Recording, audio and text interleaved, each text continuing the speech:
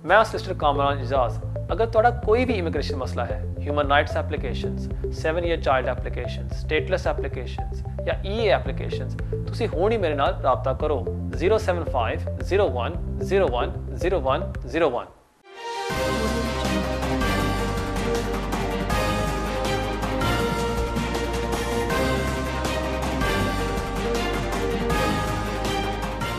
बिस्मिल्लाहिर्रहमानिर्रहीम। अस्सलाम वालेकुम नाज़रीन, मैं हूं आपका मेज़बान कामरान इजाज़।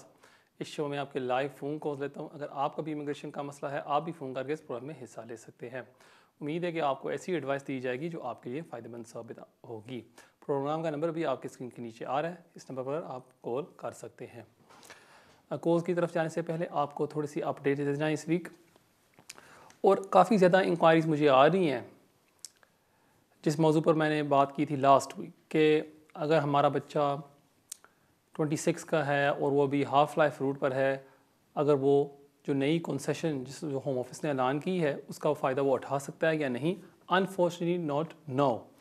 अगर आपकी एज है बिटवीन 18 to 25 और आपने आधी ज़िंदगी गुजारी हुई है, फिर आप इस स्कीम का फ़ायदा उठा सकते हैं। अगर आपकी एज है ओवर 25, 26, 27 और आपने अपनी आधी ज़िंदगी गुजारी हुई है यूके में और आप उस रूट पर हैं, फिर भी आप इस कंसेशन का फ़ायदा नहीं उठा सकते। और ये काफ़ी आप कह लें अनजस्ट है, लेकिन फ़िलहाल यही पॉलिसी है। उम्मीद है कि अभी जो मुख्तलिफ इदारे हैं, तंजीमें हैं जो होम ऑफिस के साथ रब्ता कर रही हैं, वो जब प्रेशर डालेंगी शायद होम ऑफिस इस पॉलिसी को बदल दे। लेकिन फ़िलहाल अभी के लिए अगर आप 18 to 25 हैं और आपने आधी ज़िंदगी यहाँ यूके में गुजारी है, फिर ही आप इस कंसेशन का जो ILRG कंसेशन है इसका फ़ायदा उठा सकते हैं। दूसरी जो इन्फॉर्मेशन मैं आपके साथ शेयर करना चाहता था वो थी यूरोपियन नेशनल्स के हवाले। अक्सर कॉल्स अभी आ रहे हैं मेरे पास कि मैंने अपना यूरोपियन पासपोर्ट हासिल किया है लास्ट मंथ, अगर मैं आ सकता हूँ यहाँ यूके में काम करने के लिए। और मैंने ये भी देखा है कि काफ़ी लोग आ भी गए हैं क्योंकि वहाँ बॉर्डर क्रॉसिंग में कोई सवाल नहीं पूछे जाते और वो यूरोपियन नेशनल अभी कोशिश कर रहे हैं अप्लाई करने की सेटलमेंट स्कीम के ऊपर। अब तो आप यहाँ गए हैं, लेकिन आपका जो एप्लीकेशन है वो सक्सेसफुल नहीं होगा। उसकी वजह मैं आपको बताता चलूँ। जब आप अपनी ID डॉक्यूमेंट अपलोड करते हैं होम ऑफिस को और वो देखते हैं कि जी ये पासपोर्ट तो इशू हुआ था 2021 में, हमें प्रूफ दें कि आपको नेशनैलिटी मिली थी 31 दिसंबर से पहले, और वो प्रूफ तो आपके पास होता नहीं है और इस वजह से होम ऑफिस फिर आपकी एप्लीकेशन को रिफ्यूज़ कर देती है। इसलिए अगर आप एक यूरोपियन नेशनल हैं और अभी इस साल 2021 में आपको इशू हुई थी नेशनैलिटी, मैं आपको यही अर्ज़ करूँगा कि प्लीज़ आप यहाँ ना आएँ इस उम्मीद के साथ कि मैं यहाँ सेटल होऊंगा। अगर आपको कोई कंपनी स्पॉन्सर करती है वर्क परमिट के ऊपर, फिर आप यहाँ आ सकते हैं और यहाँ काम भी कर सकते हैं और 5 साल बाद आप सेटल भी हो सकते हैं। लेकिन अगर आप वैसे आप आना चाहते हैं, प्लीज़ ये ना करें। ये थी 2 इंपॉर्टेंट अपडेट्स। उम्मीद है आपको इससे फ़ायदा होगा। नाज़रीन, बेशुमार कॉलर्स वेट कर रहे हैं, बगैर कोई टाइम ज़ाया किए देखते हैं हमारे पहले कॉलर कौन है। Hello hello hello, you live होने। अस्सलाम वालेकुम। वालेकुम सलाम। जी सर, मैंने एक बात आपसे ये पूछनी थी। मेरा 10 ईयर्स रूट के ऊपर 2.5 ईयर का जो मेरा 10 ईयर रूट के ऊपर है, मेरी लास्ट एक्सटेंशन मैंने अपनी जमा करवाई हुई है। अप्रैल में करवाई थी, अभी नियरली 6 मंथ हो गए हैं। अभी तक वो कोई आंसर नहीं दे रहे। मेरे जो एम्प्लॉयर है वो भी मुझे पूछते हैं उसका कि जी आप बताएं आपका क्या बन रहा है ये वो। तो वो कोई कहते जी कोई टाइम लिमिट नहीं है। तो अगर वो अभी मुझे 6 महीने तक अगर नहीं बताते तो इसका नेक्स्ट में क्या इसका कोई हल करूं? मुझे ये प्लीज़ आप ज़रा बता सकते हैं कि और रफली बता दें कितनी देर तक ये आंसर कर सकते हैं? ठीक है, मैं देता हूँ आपके सवाल का जवाब। बहुत शुक्रिया आपके कॉल का। वैसे तो होम ऑफिस की पॉलिसी यही होती है कि विदिन 6 मंथ में हम आपको जवाब दें। अब आपने मुझे बताया आपने अप्रैल में एप्लीकेशन सबमिट किया था, सो जो मेरे ख्याल में हो गए हैं तकरीबन 7 to 8 माह। अब आप 2 चीज़ें कर सकते हैं। नंबर 1 कि आप एक सख्त सा लेटर उनको लिख के अपने सिस्टर के थ्रू अब अपने एप्लीकेशन का हवाला दें कि जी देखें 7-8 माह हो गए हैं, आपकी पॉलिसी कहती है कि 6 माह के अंदर आप डिसीजन करते हैं, प्लीज़ मेरे एप्लीकेशन को एक्सपेडाइट करें। नंबर 1। और दूसरा आप ये कर सकते हैं कि अपने MP को इन्वॉल्व कर सकते हैं उसके पास जाएं, उसको एक्सप्लेन करें कि जी देखिए 8 माह हो गए हैं, मेरा एम्प्लॉयर मुझे तंग कर रहा है, अभी तक होम ऑफिस मुझे कोई जवाब नहीं दे रहा, प्लीज़ आप होम ऑफिस को लिखें और वो आपको जवाब देंगे। जैसे ही वो जवाब देंगे आपके एमपी को, फिर उम्मीद है कि वो एप्लीकेशन को भी एक्सपेडाइट करेंगे। बहुत शुक्रिया आपकी कॉल का। नाजरीन, एक ब्रेक का वक्त होता जाता है, जाने से पहले आपको मैं अपना ईमेल एड्रेस देता जाऊँ जो अभी आपके स्क्रीन के ऊपर आ रहा होगा, keijaz@me.com। इसके ज़रिए आप मुझे कांटेक्ट कर सकते हैं और अगर आप मुझे मिलना भी चाहते हैं आप मुझे मिल भी सकते हैं। और हमेशा की तरह मैं आप सबसे रिक्वेस्ट करता हूँ कि अगर आप अभी कॉल करने की कोशिश कर रहे हैं और आपकी टर्न नहीं आई, आज रात को ये वीडियो हम अपलोड करेंगे यूट्यूब के ऊपर, मेरे चैनल के ऊपर कामरान इजाज़। अगर आप यूट्यूब पर जाएँ और वहाँ टाइप करें कामरान इजाज़, कमेंट सेक्शन में आप मुझे सवाल पूछ सकते हैं और मैं अपनी तरफ से पूरी कोशिश करूँगा आपके सवालों के जवाब दूँ। नाजरीन, कहीं नहीं जाना, मिलते हैं ब्रेक के बाद।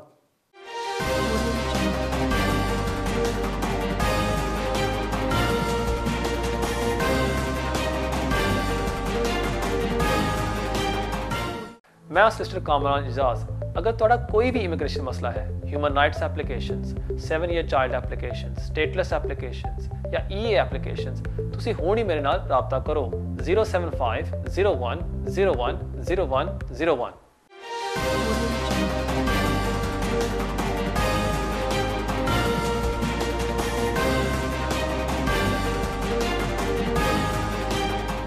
Welcome back to immigration with Kamran. देखते हैं हमारे अगले कॉल कौन है। हेलो। हेलो, अस्सलाम वालेकुम। वालेकुम सलाम। जी सर एक एडवाइस लेनी थी, पूछना था। जी जी पूछे। जी, मेरा नाम मोहम्मद असफान है। तो मैं ना जो नहीं इमिग्रेशन का थोड़ा सा मसला है। मुझे ना 26 मंथ प्रिजन हो गई थी, सजा हो गई थी। तो मुझे ना यहाँ पर 18 साल 18 ईयर हो गए हैं इंग्लैंड में रहते हुए ना। मेरी वाइफ है, मेरे 4 बच्चे हैं। तो अंडर एज है, वो अंडर 16 ईयर ओल्ड है। तो चार बच्चे हैं। तो और वाइफ मेरे साथ ही रहती है। मेरा खुद का मकान है मोगज पर। ठीक है, मुझे एक बात बताएं भाईजान, ये जो सज़ा जी आपको हुई थी ये किस वजह से हुई थी? आपको क्या आपका जुर्म था? जो ड्रग्स का था, क्योंकि ना वो ड्रग्स का मेरे पर इल्जाम लगाया गया था उसमें। आप ड्रग्स बेच रहे थे वगैरह?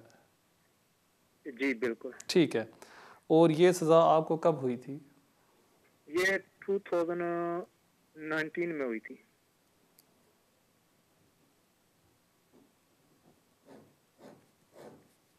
ठीक है, तो और उस टाइम होम ऑफिस ने उस टाइम होम ऑफिस ने आपके खिलाफ डिपोर्टेशन ऑर्डर किया होगा, ठीक है ना? जी बिल्कुल। और आपको अपील राइट भी दिया होगा। आपको अपील राइट भी दिया होगा उस टाइम, आपने अपील की थी? अपील मैंने की हुई है। मैं इमिग्रेशन बेल पर हूँ, तो अपील भी की हुई है। वो सभी कुछ चल रहा है। ठीक है, और अभी आपका सवाल क्या है? मेरा सवाल ये है कि वो उन्होंने सेक्शन 32 लगाया था मेरे ऊपर, क्योंकि मुझे ये भेज सकते हैं पाकिस्तान, या क्योंकि मुझे इतना टाइम भी हो गया। सिर्फ पासपोर्ट जो है ना वो मेरा पाकिस्तानी है, इंडेफिनिट स्टे भी है, सभी कुछ है। सिर्फ मैंने ब्रिटिश पासपोर्ट नहीं बनाया। ठीक है, और जो आपका सोलिसिटर है वो क्या कहता है आपको? वो तो लव राइट केस, वो कहते हैं ह्यूमन राइट के ऊपर ना ये नहीं भेज सकते, क्योंकि आपके बच्चे हैं यहाँ पर और आपकी वाइफ है। गलत कह रहे हैं। ठीक है, मैं देता हूँ आपके सवाल का जवाब। बहुत शुक्रिया आपकी कॉल का। देखिए, जब आपको 12 माह से ज़्यादा सज़ा होती है, होम ऑफिस के जो रूल्स हैं वही कहते हैं कि हम आपको डिपोर्ट कर सकते हैं। अब जहाँ तक आर्गुमेंट है कि आपकी फैमिली लाइफ यहाँ है, आपकी ब्रिटिश स्पाउस है, आपके ब्रिटिश बच्चे हैं, वो एक एग्जाम्पशन है जिस पर आप रिलाई कर सकते हैं। कि रूल्स कहते हैं कि अगर आपको सज़ा हुई है 1 तो लेके 4 साल उसके दरमियान, सो आपको हुई है तकरीबन 26 मंथ्स, 2.5 साल कह लें, आप उस एग्जाम्पशन पर रिलाई कर सकते हैं। एक तो है प्राइवेट लाइफ की, कि मैंने ज़्यादातर अपनी ज़िंदगी यहाँ यूके में गुजारी है, लेकिन वो आपके केस में नहीं लगेगी, क्योंकि होम ऑफिस आर्ग्यू करेगी कि जी देखें ये जो शख्स था ये पैदा हुआ पाकिस्तान, ज़्यादा टाइम उसने वहाँ गुजारा और वहाँ का कल्चर के साथ भी ये यूज़ टू है और इसको वापस भेजा। सो वो पहली एग्जाम्पशन है। दूसरी है कि आपकी जो फैमिली लाइफ, फैमिली लाइफ आपने यहाँ अपनी फैमिली यहाँ इस्टेब्लिश की हुई है, उस बेस पर आप रिलाई कर सकते हैं कि जी मुझे वापस भेजा ना जाए। रिलाई तो आप करेंगे इसके ऊपर, लेकिन प्रॉब्लम ये है कि आजकल जो केस लॉ है इस एक्सेप्शन पर वो है काफ़ी सख्त, और कोर्ट्स का ये कहना है, जजेस का, कि देखें जब हम किसी शख्स को डिपोर्ट करते हैं फैमिली तो सेपरेट होती हैं। सो ये कोई बड़ी बात नहीं है इन अ डिपोर्टेशन केस कि अगर एक बच्चे को अपने पेरेंट्स से सेपरेट किया जाए, ये एक नॉर्मल चीज़ है और वो ज़्यादातर आपके ख़िलाफ़ जाते हैं। सो इसलिए मेरी आपसे ये एडवाइस होगी, अपील आप ये ज़रूर जीत सकते हैं, नामुमकिन नहीं है। मैंने अक्सर केसेस ये इस तरह के जीते हैं, लेकिन इसमें बहुत सी मेहनत आपको करनी पड़ेगी, बहुत से डॉक्यूमेंट्स आपको तैयार करने होंगे, फिर ही जाके इसमें आपको एक चांस होगा। अगर आप समझते हैं कि जी मैं बच्चों की स्कूल रिपोर्ट्स लगा दूंगा, बच्चों का मैं खाली एक लेटर लिख दूंगा, जो मेरे पड़ोसी हैं वो लेटर लिख देंगे, मेरी वाइफ वहाँ बयान दे देगी कि जी मैं ब्रिटिश हूँ, मैं नहीं जा सकती वहाँ, पाकिस्तान नहीं रह सकती इनके साथ, नाउ दैट्स नॉट इनफ। उस बेस के ऊपर आपकी जो डिपोर्टेशन है वो रिवोक नहीं करेंगे। सो इसलिए मेरी आपसे ये एडवाइस होगी कि एक सॉलिसिटर से मिलें, अपने सॉलिसिटर जाके पास डिस्कस करें कि जी मुझे क्या करना चाहिए कि मैं ये अपील जीतूँ। बहुत शुक्रिया आपके कॉल का। देखते हैं हमारे अगले कॉल कौन है। हेलो अस्सलाम वालेकुम भाजी। वालेकुम सलाम। भाजी मेरा नाम हरविंदर सिंह है, मैंने आपसे एडवाइस चाहिए थी। जी जी पूछो। हाँ जी, जब मैं आया सी इस कंट्री च मैं सीगा 16 ਦਾ। हाँ जी। ਤੇ ਉਹ ਮੈਂ ਆਇਆ ਸੀਗਾ, ਮੇਰੇ ਰਿਲੇਟਿਵ ਸੀਗੇ ਉਹਨਾਂ ਦੇ ਨਾਲ। हाँ जी। ਜਦੋਂ ਉਹਨਾਂ ਦੇ ਉਹਨਾਂ ਦੇ ਬਾਅਦ ਚ ਇੱਕ ਬੇਬੀ ਹੋਇਆ, ਤੇ ਜਦੋਂ ਉਹਨਾਂ ਨੇ ਕੇਸ ਲਾਇਆ ਤੇ ਉਹਨਾਂ ਦੇ ਲਾਈਕ 5 ਇਅਰ ਬੇਸ ਜਿਹੜਾ ਬੇਬੀ ਵਾਲਾ ਕੇਸ ਹੈ, ਉਹਨਾਂ ਦੇ ਉਸ ਟਾਈਮ ਵੀਜ਼ਾ ਆ ਗਿਆ ਸੀ ठीक हो 2.5 ਇਅਰ ਦਾ। ठीक है। ਤੇ ਉਸ ਤੋਂ ਬਾਅਦ ਜਦੋਂ ਮਤਲਬ ਹੁਣ ਮੇਰਾ ਕੋਈ ਸਿਸਟਮ 'ਚ ਹੁਣ ਕੁਝ ਕੇਸ ਹੋ ਪੈ ਸਕਦਾ ਕਿ ਬਸ ਮੇਰਾ ਨਾਂ ਕੱਟਿਆ ਹੋਇਆ ਉੱਥੇ, ਤੇ ਮੈਨੂੰ ਹੁਣ 16 ਦਾ ਸੀ ਜਦ ਮੈਂ ਆਇਆ ਸੀ ਇਸ ਕੰਟਰੀ 'ਚ। ਤੁਸੀਂ ਉਸ ਫੈਮਿਲੀ ਦੇ ਨਾਲ ਆਏ ਸੀ, ਤੁਸੀਂ ਉਹਨਾਂ ਦੇ ਬੇਟੇ ਬਣ ਕੇ ਆਏ ਸੀ, ਕੀ ਹੋਇਆ ਸੀ? ਹਾਂ, ਉਹਨਾਂ ਦੇ ਬੇਟੇ ਬਣ ਕੇ ਆਇਆ ਸੀ ਮੈਂ। ਠੀਕ ਹੈ। ਹਾਂਜੀ, ਜਦ ਮੈਂ ਆਇਆ ਸੀ ਉਹਨਾਂ ਦਾ ਬੇਟਾ ਬਣ ਕੇ ਆਇਆ ਸੀ ਇਸ ਕੰਟਰੀ 'ਚ। ਠੀਕ ਹੈ, ਮੈਂ ਦਿੰਦਾ ਤੁਹਾਡੇ ਸਵਾਲ ਦਾ ਜਵਾਬ। ਬਹੁਤ ਸ਼ੁਕਰੀਆ ਤੁਹਾਡੇ ਕੋਲ ਦਾ।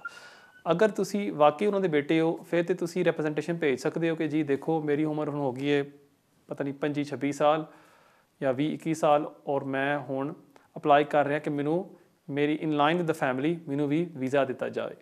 ਚਾਹੇ ਤੁਹਾਡਾ ਹੁਣ ਲਿੰਕ ਹੈ ਨਹੀਂ ਇਸ ਟਾਈਮ, ਲੇਕਿਨ ਫਿਰ ਵੀ ਤੁਸੀਂ ਉਹਨਾਂ ਨੂੰ ਦਰਖਾਸਤ ਭੇਜ ਸਕਦੇ ਹੋ। ਅਗਰ ਤੁਸੀਂ ਉਹਨਾਂ ਦੇ ਬੇਟੇ ਨਹੀਂ ਹੋ, ਉਹ ਤੁਹਾਡਾ ਉਹਨਾਂ ਨਾਲ ਕੋਈ ਤਾਲੁਕ ਨਹੀਂ, ਵੈਸੇ ਹੀ ਤੁਸੀਂ ਉਹਦੇ ਨਾਲ ਜੁੜ ਕੇ ਆ ਗਏ ਸੀ, ਫਿਰ ਮੁਸ਼ਕਿਲ ਹੁੰਦਾ ਹੈ, ਫਿਰ ਤੁਹਾਨੂੰ ਆਪਣੀ ਪ੍ਰਾਈਵੇਟ ਲਾਈਫ 'ਤੇ ਹੀ ਐਪਲੀਕੇਸ਼ਨ ਸਬਮਿਟ ਕਰਨੀ ਹੋਏਗੀ।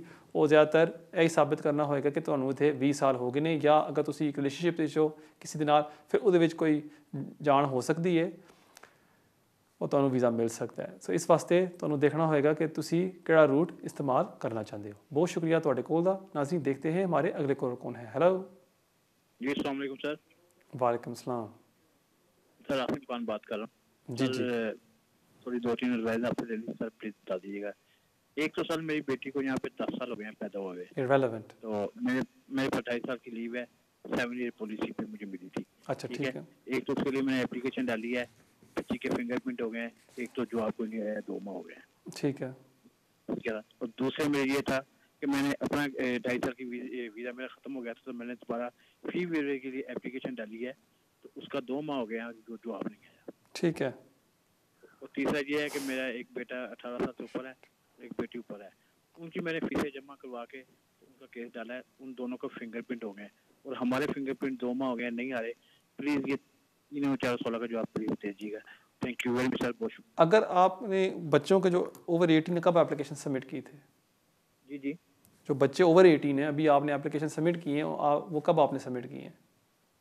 वो ये एक 1.5 माह हुआ, सारा इकट्ठा ही केस था, सारे को इकट्ठा का वीज़ा था, एक ही डेट थी, लेकिन जो उनसे बच्चे थे 18 साल से ऊपर हो चुके हुए थे और वो काम कर रहे थे, तो उनके इंश्योरेंस नंबर, उनकी पे वगैरह आ रही थी, तो उन्होंने फीसें जमा करवा के उनके फिंगरप्रिंट दोनों के हो गए हैं, और जिसकी 10 साल की बेटी है उसके भी फिंगरप्रिंट हो गए हैं, एप्लीकेशन जिसकी मैं डाली है।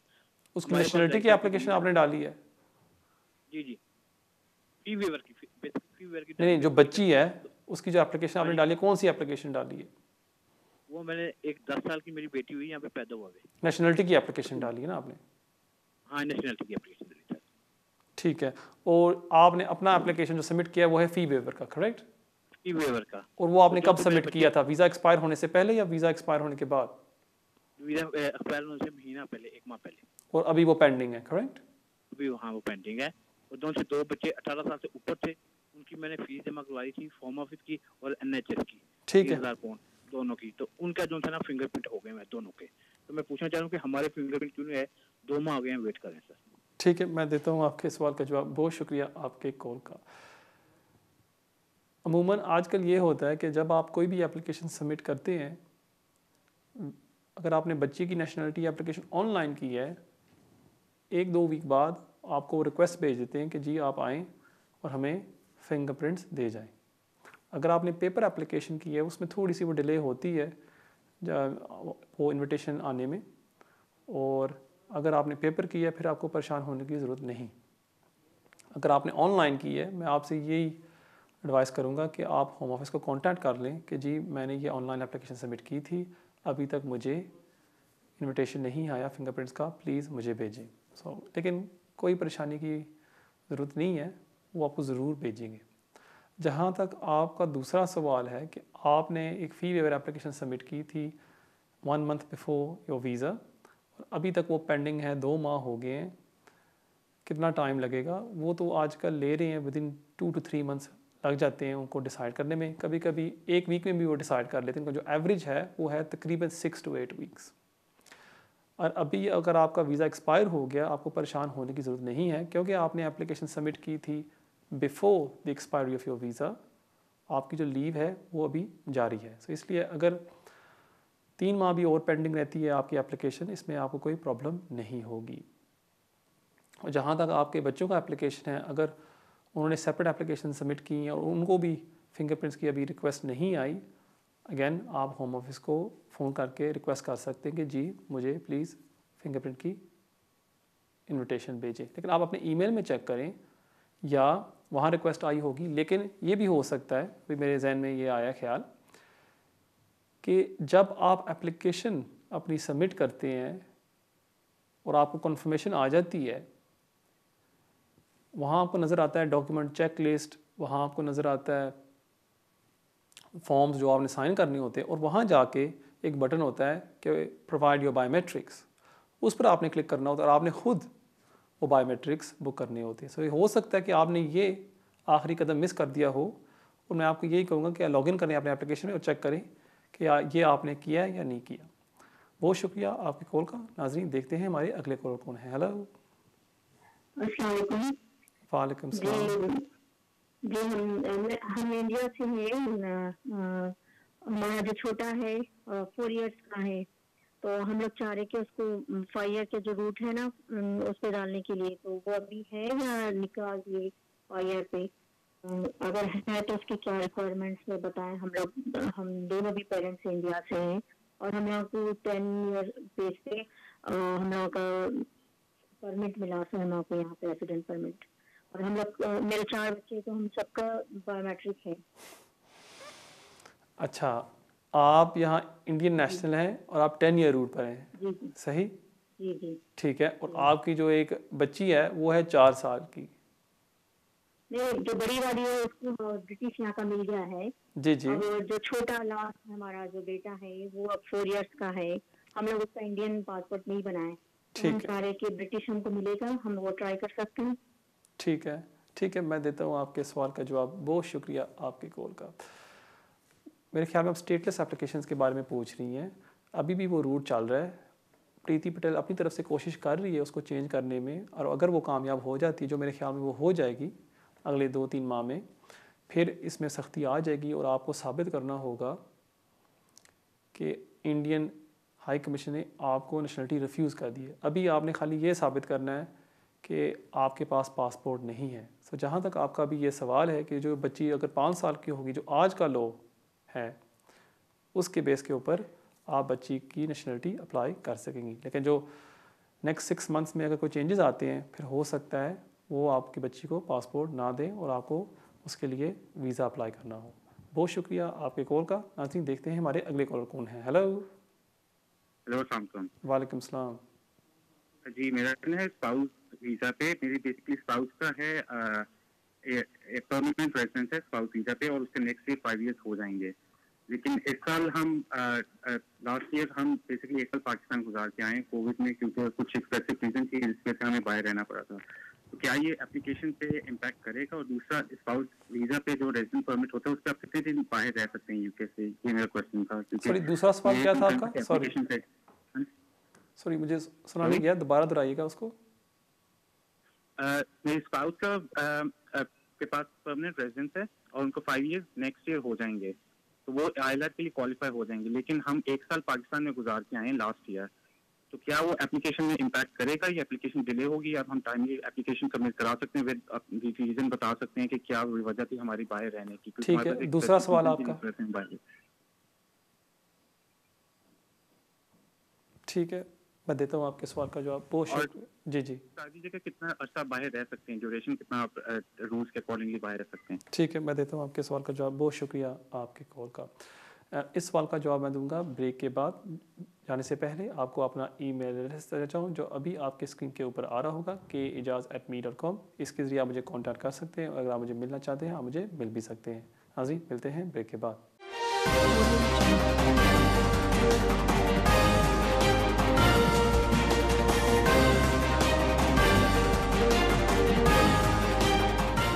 मैं सिस्टर कामरान एजाज। अगर ਤੁਹਾਡਾ ਕੋਈ ਵੀ ਇਮੀਗ੍ਰੇਸ਼ਨ ਮਸਲਾ ਹੈ, human rights applications, 7 year child applications, stateless applications ਜਾਂ ਈਏ ਐਪਲੀਕੇਸ਼ਨਸ, ਤੁਸੀਂ ਹੁਣ ਹੀ ਮੇਰੇ ਨਾਲ ਰਾਬਤਾ ਕਰੋ 07501010101।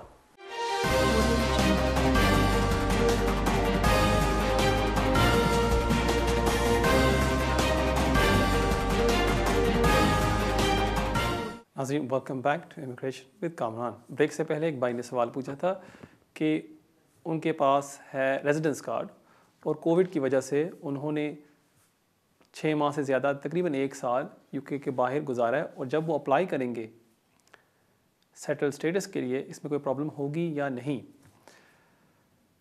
जहाँ तक होम ऑफिस की पॉलिसी है वो है गुड न्यूज़ आपके लिए कि अगर कोविड की वजह से आपने इवन अगर 1 साल आपने गुजारा है यूके के बाहर, उसको वो वेव कर देंगे। तो इसलिए अगर आपने 6 to 9 मंथ्स गुजारे हैं यूके से बाहर कोविड की वजह से, आप एग्जाम्पशन के लिए अप्लाई कर सकते हैं, और जो टाइम आपने स्पेंड किया था आउटसाइड ऑफ द यूके उसको वो डिस्कार्ड कर देंगे।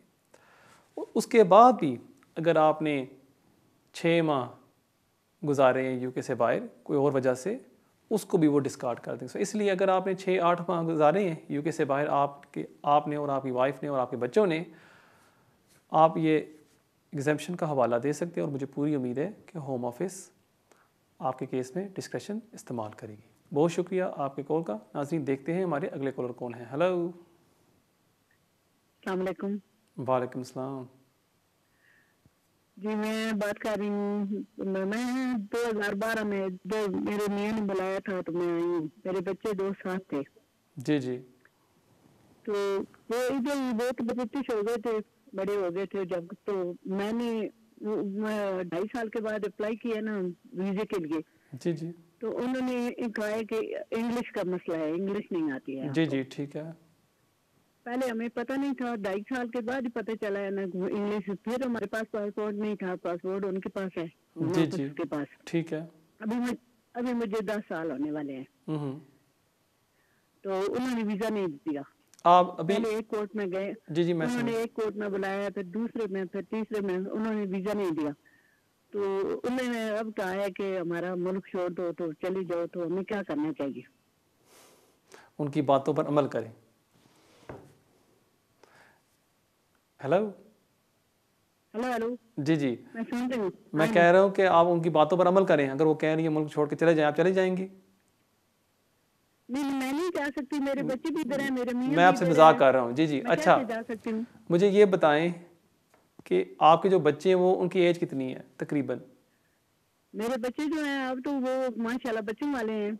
इधर ही उनकी शादियां बाद में पाकिस्तान में जाके की हैं, ठीक है, वो बच्चों वाले हैं। ठीक है। और जो आपके जो खावंद है हस्बैंड, उनकी एज कितनी है? उनकी एज अभी हो गई है, वो हो गए मेरे ख्याल 18 साल पे। ठीक हो गया। आपकी एज कितनी है तकरीबन?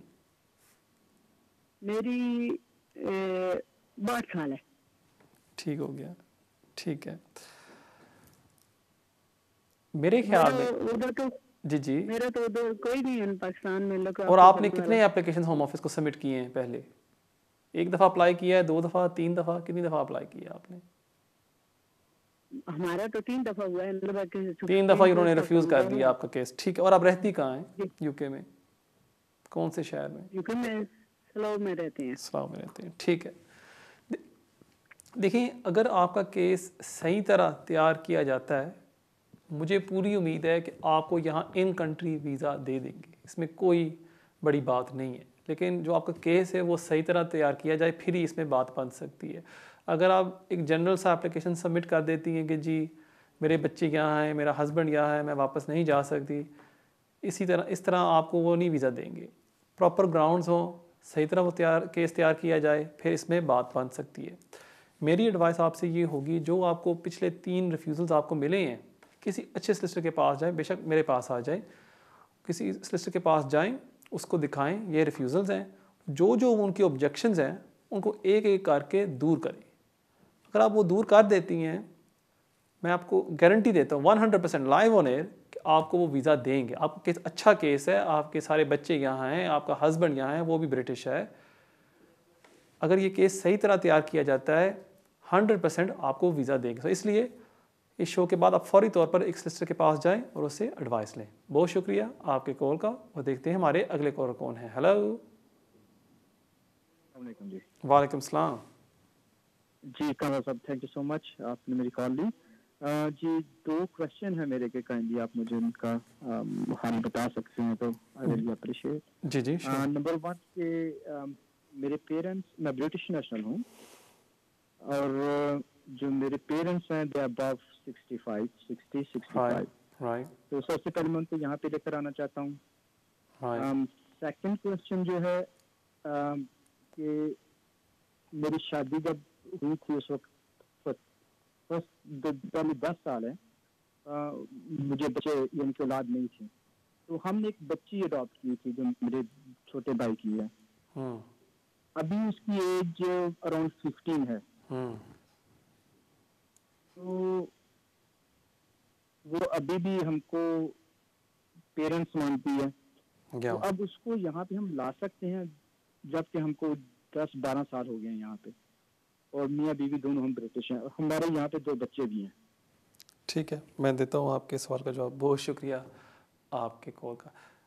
ठीक है, जहाँ तक आपका पहला सवाल है कि पहले आप अपने पेरेंट्स को यहाँ बुलाना चाहते हैं, आपने साबित करना होगा कि जो आपके पेरेंट्स हैं उनको देखभाल की ज़रूरत है, उनके पास कोई सीरियस हेल्थ कंडीशंस है और वहाँ उनकी देखभाल हो नहीं सकती और वो आपके ऊपर डिपेंडेंट है। अगर आप ये साबित कर सकते हैं इन दोनों में एक चीज़, फिर आप अपने पेरेंट्स को यहाँ सेटलमेंट के लिए स्पॉन्सर कर सकते हैं। लेकिन प्रॉब्लम ये होगी, मेरे ख्याल में आपके भाई वहाँ पाकिस्तान में है और होम ऑफिस की आर्गुमेंट ये होगी कि अगर आपके पेरेंट्स वहाँ रहते हैं, आपके जो भाई हैं वो उनकी देखभाल क्यों नहीं कर सकते। सो थोड़ा सा ये मुश्किल होगा। और इस एप्लीकेशन में जो सबसे बड़ी प्रॉब्लम होती है वो है कॉस्ट। आप ILR की एप्लीकेशन की फ़ीस भरते हैं, 90% होम ऑफिस को एप्लीकेशन को रिफ्यूज़ कर देती है। आप अपील पर जाते हैं, वहाँ आप अपील की फ़ीस भरते हैं, सोलिसिटर्स की फ़ीस, बैरिस्टर की फ़ीस, और चांसेस आपके 50-50 होते हैं। अगर आपके पेरेंट्स को सही कोई क्या लें सीरियस मेडिकल कंडीशंस और उनकी देखभाल वहाँ पाकिस्तान में नहीं हो सकती और वो वाकई आपके ऊपर डिपेंडेंट है, फिर इसमें बात बन सकती है। लेकिन कोई भी एप्लीकेशन सबमिट करने से पहले मैं आपको यही एडवाइस करूँगा कि सोलिसिटर से मिल लें और वो आपको असेस कर सकता है कि इसमें कितने चांसेस हैं। जहाँ तक आपका दूसरा सवाल है कि आपने अपनी नीस को अडॉप्ट किया हुआ है और आप उसको यहाँ बुलवाना चाहते हैं, पाकिस्तान में कोई अडॉप्शन ऑर्डर तो होता नहीं है कोर्ट्स में, वहाँ है एक गार्डियनशिप ऑर्डर, सो वो आपके पास होना चाहिए। अगेन आप एप्लीकेशन सबमिट करेंगे और आपने जज को मुतमिन करना होगा कि ये जो बच्ची है ये वाकई आपके ऊपर डिपेंडेंट है और आप ये इसलिए नहीं कर रहे कि आप इमिग्रेशन रूल्स को सर्कमवेंट करना चाहते हैं, उस बच्ची को यहाँ लेके आना चाहते हैं कि वो अपनी एजुकेशन यहाँ करे। कि उनकी मेन आर्गुमेंट ये होगी कि अगर बच्ची के पेरेंट्स वहाँ ज़िंदा हैं फिर वो क्यों नहीं बच्ची की देखभाल कर रहे, आपने उसको क्यों अडॉप्ट किया हुआ है। और ये जो ऑब्जेक्शन है इसको दूर करना काफ़ी मुश्किल होगा। सो इसलिए अगेन मेरी आपसे ये एडवाइस होगी, एक सोलिसिटर से मिल लें जो आपको बता सके इसमें क्या चांसेस होंगे। बहुत शुक्रिया आपके कॉल का। नाज़रीन देखते हैं हमारे अगले कॉलर कौन है। हेलो हेलो भाईजान, क्या हाल है? ठीक है जी, अल्हम्दुलिल्लाह। जी फरमाइए।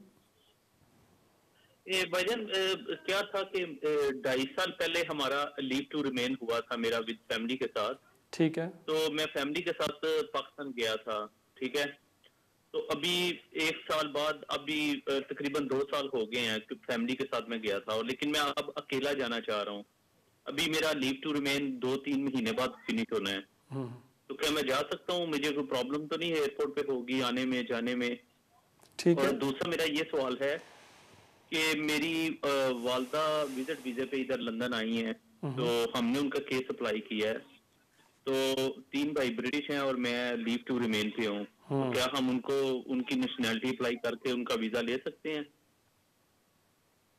किसकी नेशनैलिटी लेके? वालदा की नेशनैलिटी अप्लाई कर सकते हैं। वालदा का उनके पास विजिट वीजा था, तो उनका केस अप्लाई कर सकते हैं हम? नहीं, पहले तो आपने उनके लिए वीज़ा अप्लाई करना होगा ना। वीज़ा जब मिलेगा उसके बाद ही उनको नेशनलिटी मिलेगी। आपने कौन सा एप्लीकेशन उनके लिए सबमिट किया है अभी? नहीं, वीजा ही कह रहा हूँ, वीजा ही अप्लाई करने के लिए कह रहा हूँ। ठीक है। उनका अभी आपने कौन सा leave to एप्लीकेशन remain उनके लिए apply कर सबमिट सकते किया हैं है? वालदा के लिए? जी, आपने अभी कौन सा एप्लीकेशन उनके लिए सबमिट किया यही है? सेटलमेंट के लिए, सेटलमेंट के लिए, वाह, ओके। और वो कब एंटर हुई थी? सेटलमेंट के लिए। और वो कब एंटर हुई वो थी? 1 साल पहले हुई थी। ठीक है। और उनके पास एक्सेप्शनल अश्योरेंस था? National insurance? नहीं, एक्सेप्शनल अश्योरेंस। नहीं, उनके पास नहीं था। ठीक है। उनके और पास सिर्फ विजिट वीजा था। आपको किसने कहा कि सेटलमेंट की एप्लीकेशन डाल दें? सोलिसिटर ने कहा था। ठीक है, मैं देता हूँ आपके सवाल का जवाब। बहुत शुक्रिया आपके कॉल का। जहाँ तक आपकी वालदा का जो ये मसला है, अगर वो विज़िट वीज़े पर आई हैं और उनके पास एक्सेप्शनल अश्योरेंस भी नहीं थी, फिर ये काफ़ी मुश्किल हो जाता है। अनलेस अगर उनके पास कोई सीरियस मेडिकल कंडीशंस हैं जिस वजह से वापस नहीं जा सकती, फिर इसमें कोई चांसेस होते हैं। लेकिन आप इनडेफिनिट के लिए अप्लाई नहीं कर सकते, क्योंकि जो एडल्ट डिपेंडेंट रिलेटिव एप्लीकेशन होता है, जो पिछले कॉलर ने पूछा था, you can only apply out country. So जो सही रूट था आपके लिए वो था प्राइवेट लाइफ के ऊपर आप एप्लीकेशन सबमिट करते या ह्यूमन राइट्स के ऊपर कि उनको 2.5 साल का वीज़ा दिया जाए। मुझे थोड़ी सी ये हैरत हो रही है कि आपने फ़ौरन इनडेफिनिट लीव टू रिमेन की एप्लीकेशन सबमिट कर दिया। अगर इतना आसान होता फिर तो सब जो हमारे अंकल्स या आंटी जो आते हैं पाकिस्तान इंडिया से, वो तो फ़ौरन इनडेफिनिट लीव टू रिमेन हासिल कर लेते। इतना आसान वो नहीं होता। जहाँ तक आपका ये दूसरा सवाल है कि अभी आपके वीज़ा एक्सपायर होने में 3 माह रहते हैं, आप ट्रैवल कर सकते हैं या नहीं, उसमें कोई प्रॉब्लम होगी या नहीं? नहीं, आप बिल्कुल ट्रैवल कर सकते हैं, कोई प्रॉब्लम नहीं होगी। मेन चीज़ आपने मेक श्योर करना है कि कम से कम 1 दिन पहले, वीज़ा एक्सपायर होने से पहले आप वापस यूके आ जाते हैं। बहुत शुक्रिया आपके कॉल का। नाज़रीन देखते हैं हमारे अगले कॉलर कौन है। Hello sir, good evening. Good evening. Actually मैंने अप्लाई किया हुआ है जैसे फैमिली एक्सटेंडेड वीज़ा के लिए ना, वीज़ा एक्सटेंड करने के लिए सेकंड टाइम, तो वो 7 मंथ हो गए, कोई अपडेट नहीं आया। तो कितना टाइम लगता है उस चीज़ के लिए? आपके पास कौन सा वीज़ा था जब आपने अप्लाई किया कि एक्सटेंडेड? जैसे फैमिली सेटलमेंट में हमें 2.5 ईयर का मिला था, तो अभी हमने नेक्स्ट बारी एक्सटेंड करने के लिए फाइल लगाई हुई है जैसे ना। नहीं, आपने कहा ना कि आप एक्सटेंडेड फैमिली मेंबर हैं। एक्सटेंडेड फैमिली मेंबर या डायरेक्ट फैमिली मेंबर? मैं ये डायरेक्ट लाइक जैसे वो 7 ईयर के बेसिस पे बच्चों के लिए फैमिली को मिला था सेटलमेंट ना। ठीक है। और कितने माह हो गए एप्लीकेशन सबमिट किए हुए? हाँ जी, तो 7 मंथ हो गए फिंगर्स हुए को, कोई अपडेट नहीं आई अभी तक। फिंगरप्रिंट्स दे दिए? हाँ जी 7 मंथ हो चुके हैं। ठीक है, मैं देता हूँ आपके सवाल का जवाब। बहुत शुक्रिया आपके कॉल का। जैसे शो के स्टार्ट में मैंने अर्ज़ किया था कि होम ऑफिस की पॉलिसी होती है 6 मंथ्स में हम आपके केस को डिसाइड करते हैं। कभी कभी होता है आजकल कि 6 तो लेके 8 माह भी वो ले लेते हैं। अगर 1 मंथ के अंदर आपको जवाब नहीं आता, फिर मैं आपको यही एडवाइस करूँगा कि एक सख्त सा लेटर उनको लिखें कि जी 7-8 माह हो गए हैं, हम फंसे हुए हैं, प्लीज़ हमारी एप्लीकेशन को एक्सपर्टाइट करें। अगर फिर भी जवाब ना आए फिर आप अपने MP को भी इन्वॉल्व कर सकते हैं। लेकिन मेन चीज़ ये है, आपको परेशान होने की ज़रूरत नहीं है। ठीक है, ये डिले है आपके एप्लीकेशन में, लेकिन 100% आपको वो वीज़ा दे देंगे। बहुत शुक्रिया आपकी कॉल का। नाज़रीन, ये था हमारा आखिरी सवाल आज के लिए। उम्मीद है कि आपको आज का प्रोग्राम पसंद आया होगा, और हमेशा की तरह मैं आप सबसे रिक्वेस्ट करता हूँ कि प्लीज़ YouTube पर जाएँ और वहाँ टाइप करें कामरान एजाज़ और मेरे चैनल को सब्सक्राइब करें। और अगर कोई भी सवाल आप मुझे पूछना चाहते हैं, कमेंट्स में जाके आप मुझे लिख सकते हैं, और मैं आपकी तरफ से पूरी कोशिश करूँगा आपके सवालों के जवाब दूँ।